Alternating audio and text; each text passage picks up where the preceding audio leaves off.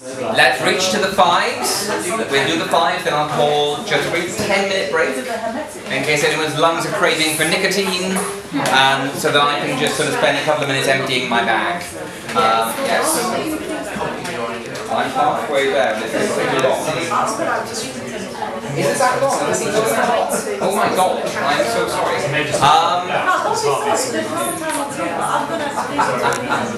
Do you know what? I will take us. Let's go to 6. I will take us down as far as Tiferet, which is the great perfection. And what I might do then is say that if anyone wants my email, I can send you notes for this. Okay. Because I didn't realise how long this was going. As I say, I don't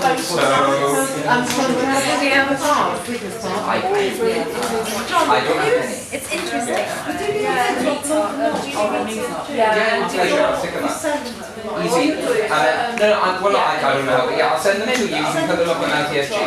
And let's do. I tell you what. Let's do the 5. Let's do get rid of the hard one, the really, really difficult one, and then maybe deconvene for booze. But no, I didn't realise how long this was going. I do apologise. There we go. Oh yes.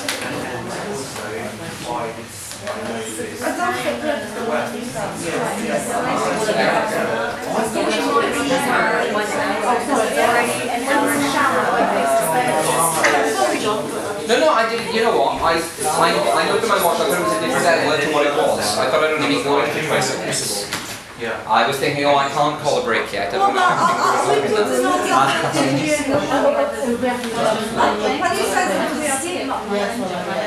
Yeah. Oh, crumbs. I'm voting for.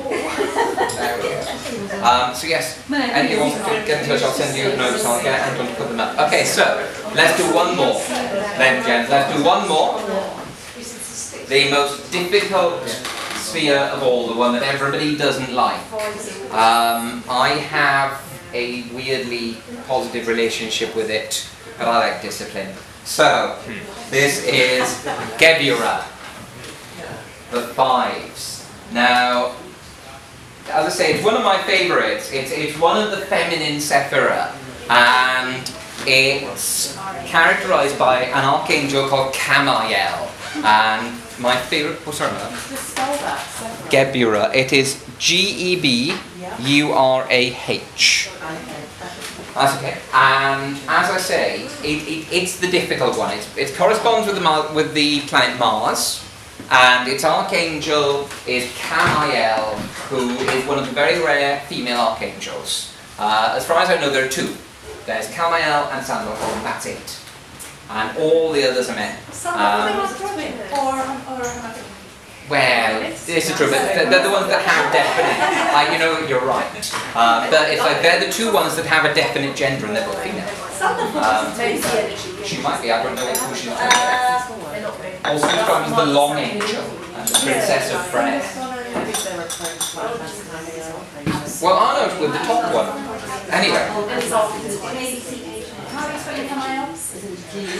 Phonetically. K-A-M-A-E-L. I should also.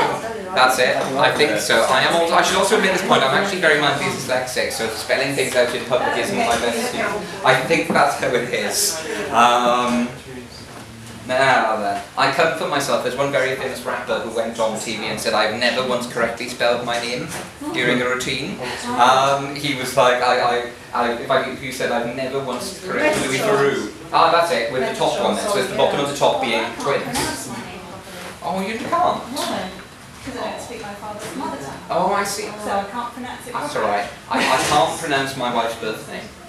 She's Japanese, and her birth name is Chiharu. And that's not how it's done.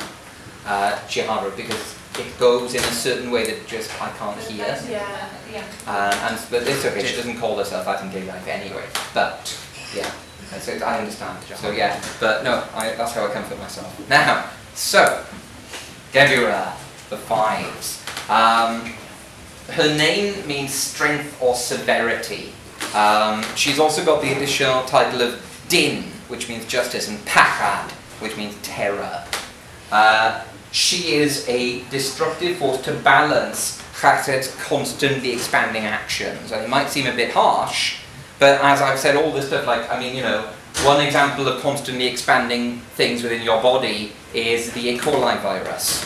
I mean, you know, nobody would say that the harmless little E. coli virus, you know, needs to be allowed to establish its habitat. The things it will do to your body are not great. So there are things that need to be limited and need to be prevented from expanding. So, you know, as I said way earlier, chesed is the anabolic process, always creating more muscle and growing the body. Geburah is the catabolic process, breaking things down, pruning away the dead wood.